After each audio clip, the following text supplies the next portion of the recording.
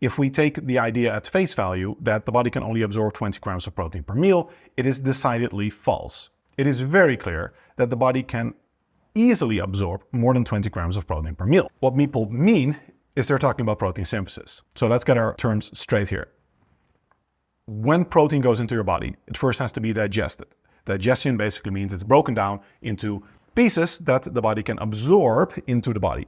So absorption requires the nutrients that you consumed going into the body and generally being available in the bloodstream. After absorption, the body can metabolize these nutrients. So you want your body to not just digest and absorb the nutrients, but also metabolize the protein. And that means that the body can use it for example, muscle protein synthesis in your muscles, which makes them bigger and therefore makes you more muscular and stronger. So it's definitely not the case that there's any limit on digestibility or absorbability of protein. You would have to consume absolutely ludicrous amounts before that will ever become an issue.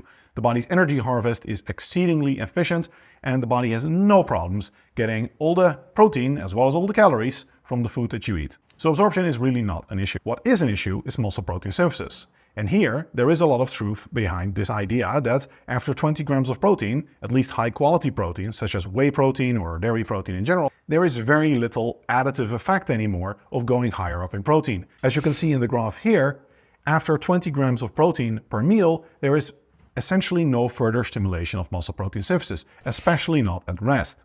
Why is this? It's because of what researchers call the muscle full effect.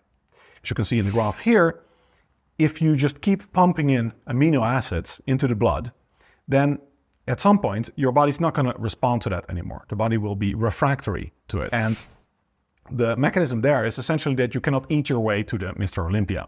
So the body will only stimulate a certain amount of muscle protein synthesis that it needs, because muscle protein synthesis is a very energy intensive process. The body doesn't just want to go around and building a lot of muscle. In nature, of course, the body has evolutionarily adapted to only building muscle when it's absolutely necessary, because otherwise it would waste a lot of calories and energy on that. If you don't need the muscle mass, that is not adaptive. So the body will only build muscle to the extent that you stimulate that muscle growth, usually with strength training. So you could say that in terms of muscle growth being a glass and how much you fill up that glass, strength training basically determines the size of the glass, and nutrition determines how much of that glass you are filling. In other words, researchers will say that nutrition is permissive for muscle growth, whereas strength training is the thing that really stimulates the muscle growth. So it is true that in most situations, after 20 grams of high quality protein, there is no additional further effect on muscle protein synthesis. However, there are a few very important caveats. First, this refers mostly to research at rest or research in the post-exercise period where people trained with relatively low training volumes or only exercised a single body part. When we look at research in which people do a substantial training volume, especially of full body training, we see that the muscle full effect increases, so the ceiling of muscle growth increases up to about 40 grams of high quality protein. That's a pretty big difference, of course, it's about double. That means that after your workouts, you can utilize significantly more protein. Nevertheless, 40 grams of protein, or about 0.6 gram per kilogram body weight, is still not that much, and it's mostly the first meal after the workout in which this occurs. However, there is another potentiator of muscle protein synthesis and anabolic signaling, and that's fasting.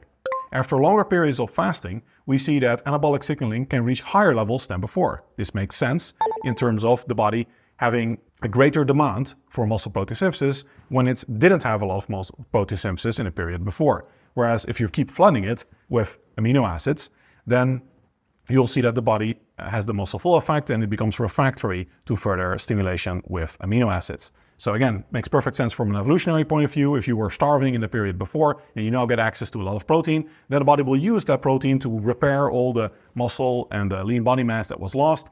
A higher level of protein that the body will use to restore and build new lean body mass, and therefore stimulate muscle protein synthesis.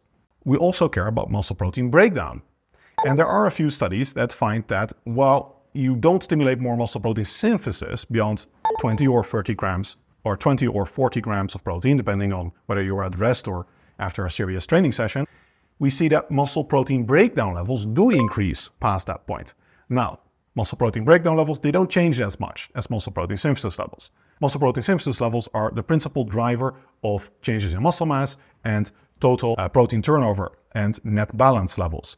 Why? Because it's much more efficient for the body to stop synthesizing new proteins than to change muscle protein breakdown levels. Basically, the body doesn't go about breaking down protein for no reason. Muscle protein breakdown is usually there because either it's really necessary to catabolize muscle tissue, or it's part of muscle repair. You can think of this as like building a house. Building muscle is like building a house. When you want to add a balcony, for example, to your house, you can't just tack the balcony onto the house as is, right? You need to open the wall, create the door, maybe add some windows, maybe even break out the old part if you want a nice open view, yada yada.